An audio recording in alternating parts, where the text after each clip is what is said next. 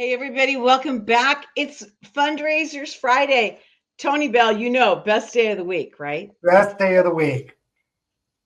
You know, and I keep saying this every Friday. Everybody should come in on to the green room on Fridays because it gets pretty kooky before we come on air. Well, it's just it's our way just to reconnect again, see how our week has been, Yeah. and to laugh a lot because there's a lot of joy in this work, despite the challenges of yesterday and the challenges today and the challenges in the future. Still a lot of joy, and so we bring ourselves up to that place for our fundraisers forum I Q&A love today. I love it. I think you're right.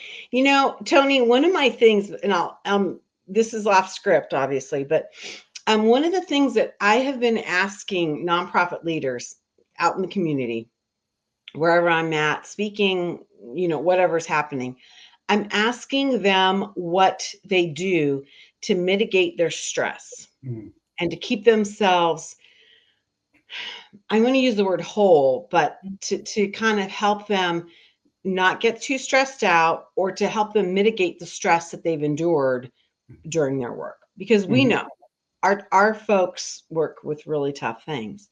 Mhm. And with this administrative change with the federal government, it's even been more amplified. And it has been riveting to hear what people have been saying to me. And I don't know what folks have been talking about to you, but I've been Mhm. hearing the word joy. People saying, I'm searching for more joy and fun in my life. A Mhm. lot of people, especially women, have been saying to me that they are trying to read more, watch less TV, and Mhm. not just the news, definitely stepping back from the news, but watching less drama and crime oriented things and saying I'm step back and I want humor and joy. And Mhm. it's exactly what you just said. I'm wondering if you've been hearing that or if you've been experiencing that. I have been hearing that. I know I personally have been experiencing that and doing a lot of the things that you just mentioned. Isn't it? Really kind of getting rid of the noise that doesn't serve the whole me. Mhm. Because I know when outside influences create stress for me, Mhm. I become someone other than my what I would consider my authentic self. So I Mhm. try and Mhm. prevent things from happening that make me be anything other than my authentic self. Yeah. It's very Easier interesting. said than done. Sorry. Well, it is easier said than done, but let's step back. I mean, you've been a nonprofit leader and a nonprofit thought leader for a long time. Did you understand that, 10 years ago, 20 years ago, 30 years ago? I mean, I think it's a maturation process that you figured this out. Yeah, well, for sure. I also think that we have been provided, the collective we, have been provided more grace in this space than we ever have been historically. So the feelings, I don't know that the feelings are any different today than they were 15 or 20 years ago. I Mhm. think the big difference now is the empowerment to speak to them and to share them without feeling at fault. Mhm. So I think that that's the big difference is the ability to really kind of share these feelings, these stressors, and together as a community and a peer of fundraisers have these conversations together and work through it together. That's fascinating. I really appreciate you sharing that because I think um, it's something that we do need to talk about or recognize because of this burnout thing. You and I talk about this all the time. 19 months is, according to AFP, is the Mhm. average tenure of a professional fundraiser. They're getting burnt out. It's not like they're winning the lottery and leaving and going to the Bahamas. I mean, they're just flat on their backs. And so it's a really interesting thing to understand how to navigate this. And so I appreciate you starting off that conversation with that. It's kind of a heavy Sure. thing. And well, just one more thing, if you don't mind, before we move on. So our local AFP chapter is having a networking social for our members with no agenda, no speaker, no professional development. Mhm. It's just, being together, being visible, and sharing joy. That's really what that gathering is really meant to be, and very intentional. That there isn't a speaker, there isn't an agenda. Just show up. Let's connect with one another. Have these one-on-one conversations intimately, with folks that we trust around some of the things that are affecting us personally and professionally. So we'll see Wow. how it goes, but it was very intentional that there not be an agenda Mhm. or professional development. It really is purely social. I can't wait to hear what the comments are and how that works, because I think that that's something that chapter is going to serve its members maybe better than they've ever served by having that, Let's hope right? so. Yeah, let's Yeah, hope so. that's cool. I'm really looking forward to talking about that. Well, one of the things that keeps us rocking and rolling here are our presenting sponsors, and they include Bloomerang, American Nonprofit Academy, Staffing Boutique, JMT Consulting, Third Sector Company, Your Part-Time Controller, and Fundraisers Friday. These are the folks that sponsor us, that keep us in business, that allow us to have all of this free content without a paywall, day in and day out. Tony, this week we started our 6th year of broadcasting, marching on 1,300 episodes. Man, I can't wait until we reach that, because it's been like a tongue twister for me. I don't know why. What the heck? But anyway, really been fun. I'm Julia C. Patrick, CEO of the American Nonprofit Academy. Super excited to share my Fridays with our community and the amazing Tony Bell, Mr. Nonprofit Consultancy. I'm on the West Coast, he's on the East Coast, and so it's always very interesting for us to come together. So our first question that came in, and we've had this before. It is very controversial. Sherry Quam Taylor, who's one of our co-hosts, has Mhm. very definitive ideas. She cannot stand the give or get policy. And the question is, can you please discuss your opinion on the board give or get policy? So the give or get policy, I'll just identify what that means Sure. for the uninitiated. You are given an amount every year, and you have to either write that check or give it yourself personally, or you go out and you get it. So that means maybe you are employed by a major a corporation, or your own corporation, and they write the check, or you have a fundraiser, or you go out and you solicit folks that and some of these can be as low as $500, Mhm. and some can be into the hundreds of thousands of dollars, Mhm. depending on the prestige and so forth. I believe I should have looked this up, Tony, but I believe, well, in the past, Lincoln Center was $100,000 a year, Mm. Mhm. and everybody That's a knows lot. it. That's a lot, but everybody was, very prestigious to be a trustee of Lincoln Center. Mhm. So anyway, what say you, my friend, wise man? Yes, well, thank you for that. As usual, I think a lot of things about all of the questions. One is I think about what drives this behavior. Okay. Why is there the need for a policy? So I think if folks are entering the space to serve on a board of directors, they don't need a policy for them to be altruistic in their commitment to the organization. So again, I'm just thinking that should be when you are cultivating folks to serve on the board, it should be an understood expectation that they are going to financially contribute to the organization in some way, shape, or form. Mm-hmm. And part of what drives that is a lot of funders are asking the question in grant applications, Yeah. either what is the percentage, which is the question Mm-hmm. I prefer. What Mm-hmm. percentage of your board members financially contribute to the organization? Because then it makes it easier for everyone to participate in that, right? It could be 100%, maybe everyone is contributing $25, but it's 100% of the board demonstrating that they are making a financial commitment to the organization. So I think part of what drives the need for that policy is that many funders now are asking that question, and your grant is being rated on the percentage of board members contributing financially, again, whether it's give or get, or the actual dollar amount that's being contributed by board members. So I understand the reason. I would prefer to have an organization where it's just understood and you don't have to have a policy around it, but it's just understood as part of the commitment to serve on the board of directors. The higher level boards, like you mentioned, I think it's amazing that folks can contribute at that level. It almost gives the perception that folks are purchasing a seat at the table. Well, yeah, right.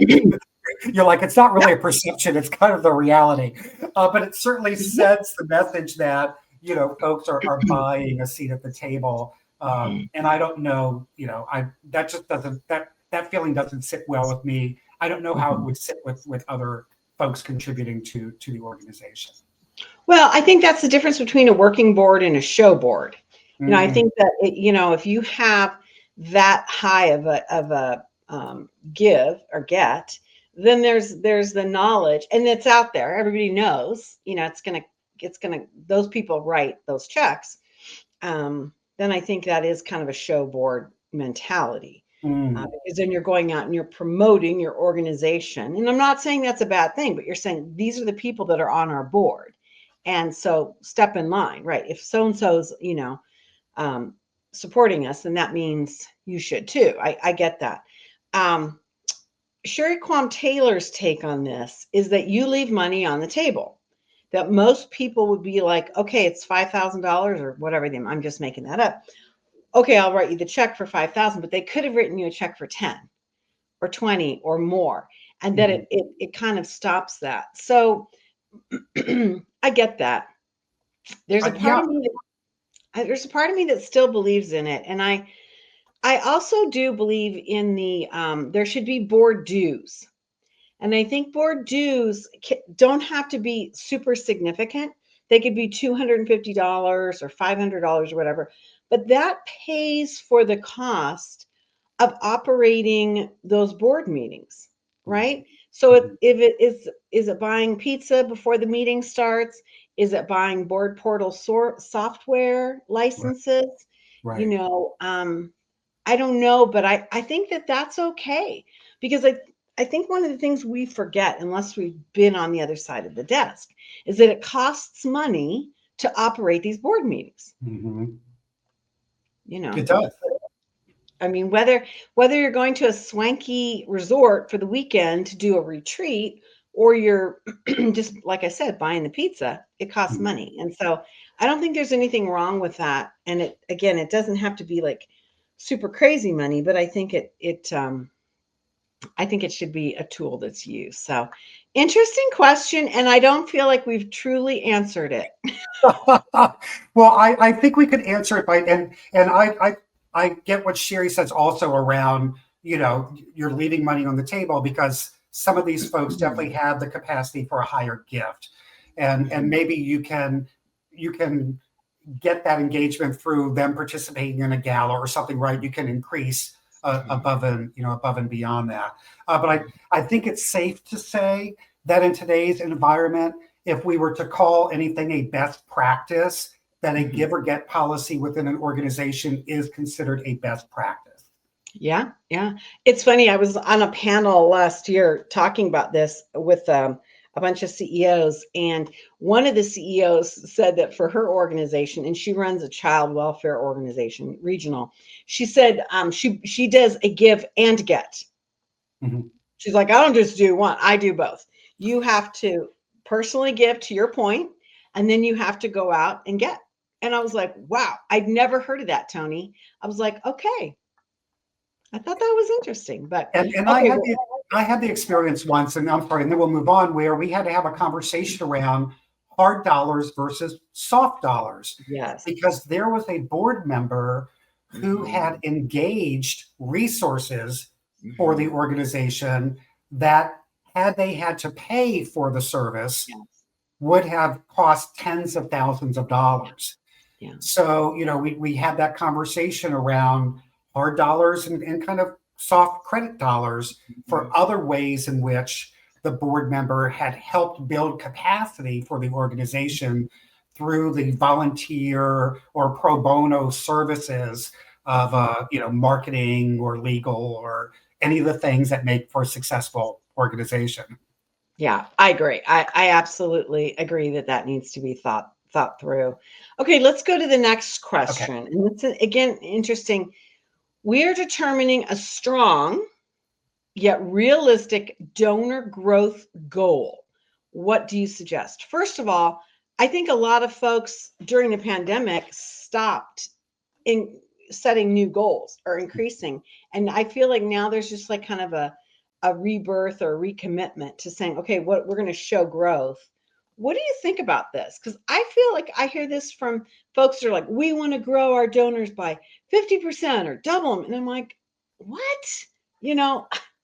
It's a tough question. One, I think you started off brilliantly by just kind of identifying that this is happening again, and let's celebrate these conversations around growth and the strategies that have to happen behind that.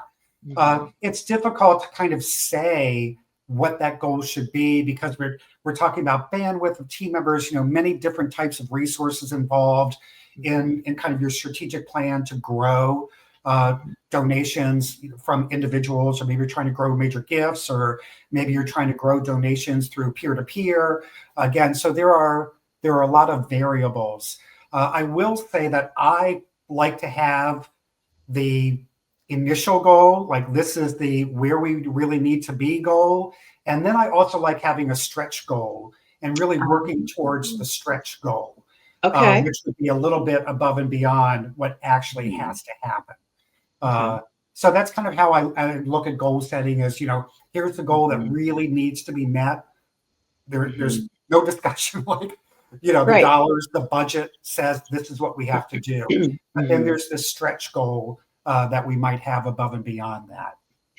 So, when you look at a winning stock on Wall Street, versus the consistent, we were talking about Warren Buffett in the green room.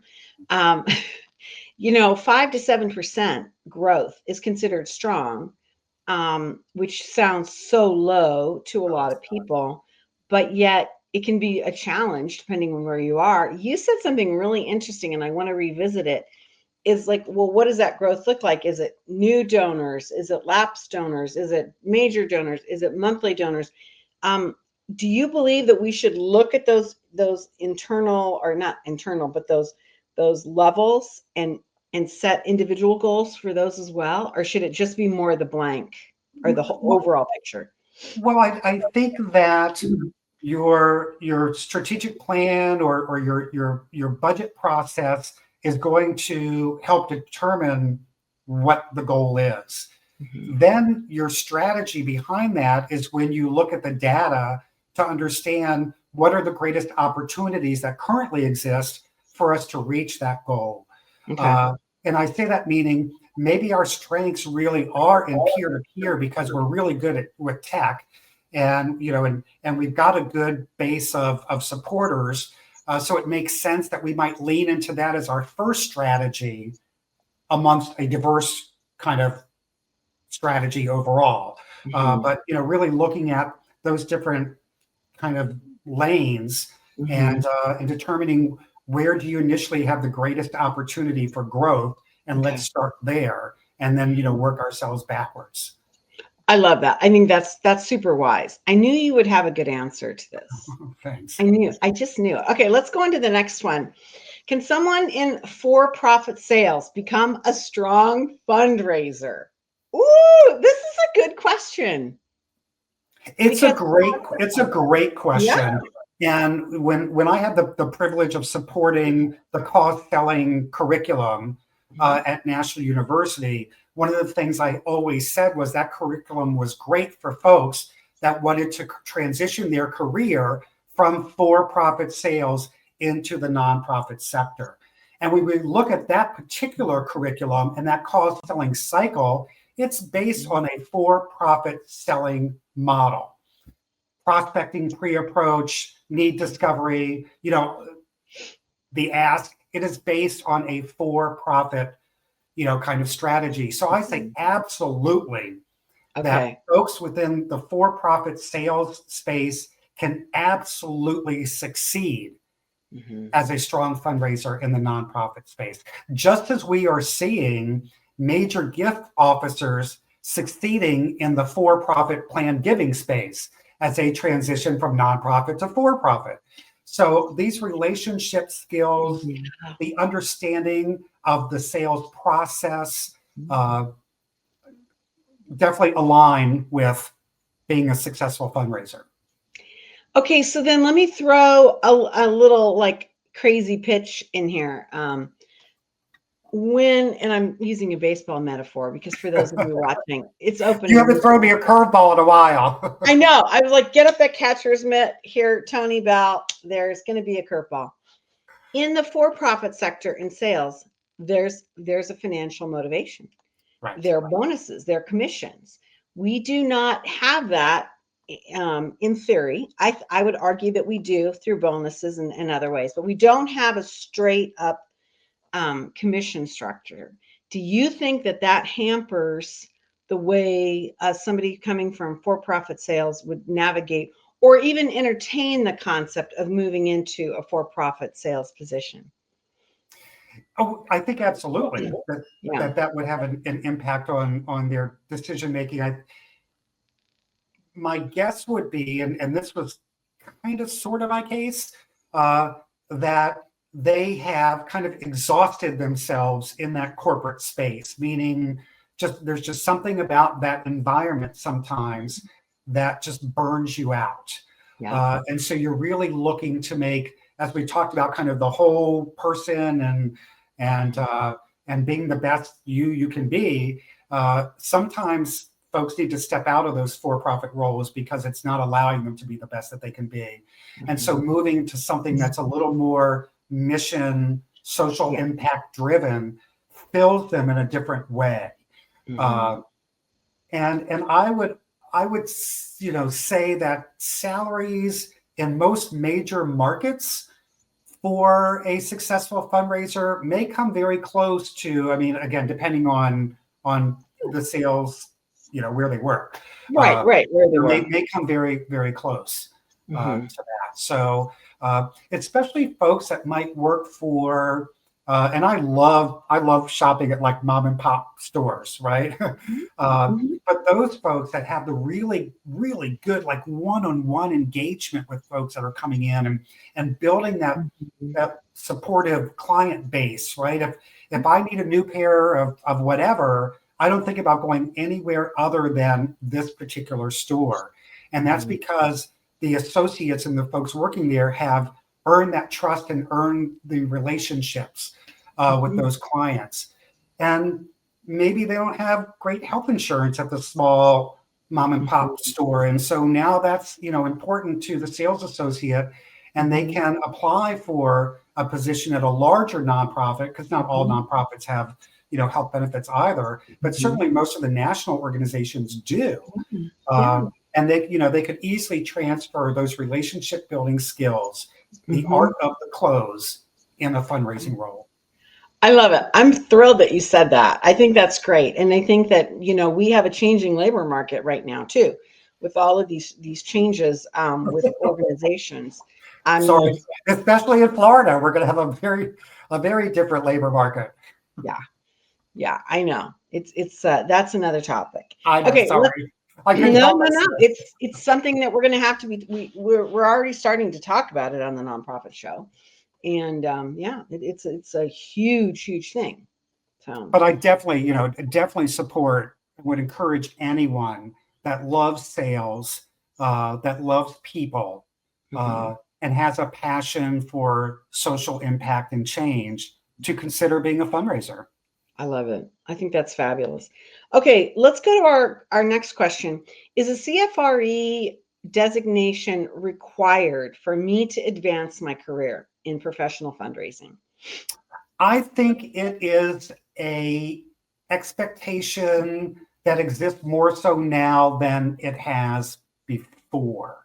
Wow. And Okay. I think there's a few reasons for that. I'm not, you know, I don't have any insight into AFP and the CFRE and Yeah. and all of that, other than I would venture to say that I believe the onboarding to CFRE is better now than it's ever been. I just think the accessibility to curriculum, the support for curriculum, Jack Alato is a name everyone sees when Love that. and I feel like he's probably responsible for 90% of the people Mhm. that pass their CFRE in this country. Mhm. I adore him, so I will say that it's 90%. I don't know that that's accurate, right? But I'm right up there with you. Yeah. he's Yep. super successful in that. Mhm. And again, it's his engagement with the learners, his interaction with them that really sets them up for success. So I think an easier pathway to success, easier onboarding, more accessibility, and I also think just kind of the keeping up with the Joneses. As Right. more and more fundraisers see more and more CFRE behind other people's names, they're going to be Yeah. like, oh, What is that? FOMO, or No. I'm missing out if I don't do this also. Yeah. So I think that there's a little bit of that, but I'm seeing Mhm. it more and more. And so Me I do too. think that employers and even within your own organization, when there are promotional opportunities, I think the CFRE is going to have a little bit more leverage uh, Yeah. than those that don't. And I don't have my CFRE. And I talk to many folks that have been in the space as long as I have about, should I do it? Now that I've been doing this for 25, 30 years, Right. should I go ahead and do it now? Um, Right. and what is the value? Just, I'm sure, as folks at this part of their career, start to think Yeah. about a master's degree or Yeah. any other type of higher ed commitment. Well, yeah, I think when you feel like you could teach the class, it's kind of like, wow, why would I spend the money, the time, the energy, and the grief to get something that I feel like I already know? But one of the things, Tony, that I'm seeing is that CFREs that are then trying to build a team and they put out the call to hire, they want CFREs. Mm. You know what I mean? They're propelling this designation forward.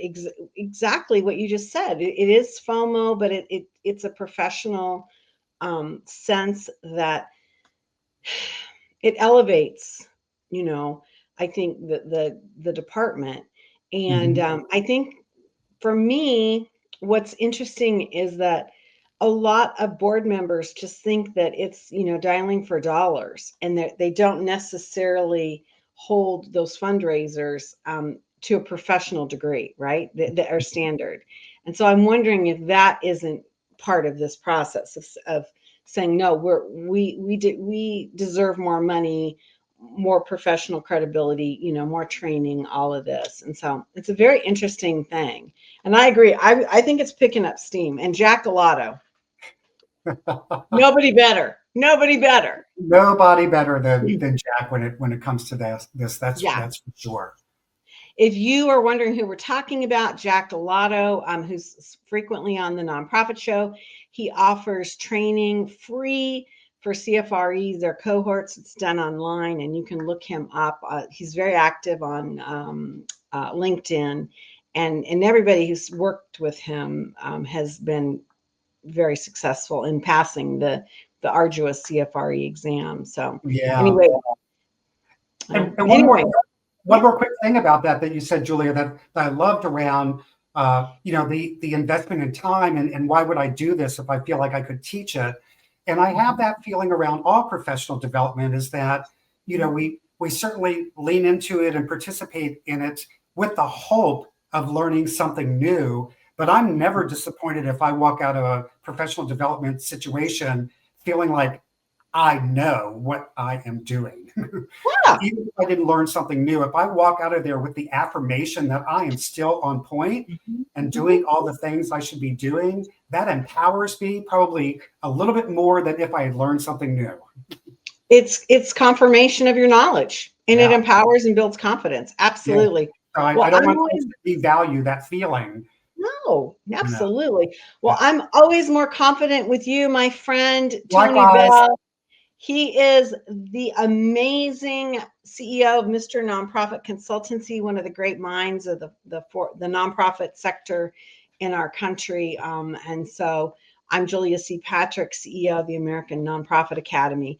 Ask us your questions. We do this about once a month. You can send us your questions to info@americannonprofitacademy.com or reach out to us in social media. We are everywhere all the times, and then we'll throw it into a slide coming up, because it's always so interesting to know to hear from our professional fundraisers and what they're thinking and what they're questioning. You know, one of the things we never question are our presenting sponsors. They include Bloomerang, American Nonprofit Academy, Staffing Boutique, JMT Consulting, Fundraisers Friday, where you are today, your part-time controller, third sector company. Hey, everybody, we like to end each and every episode with this amazing mantra.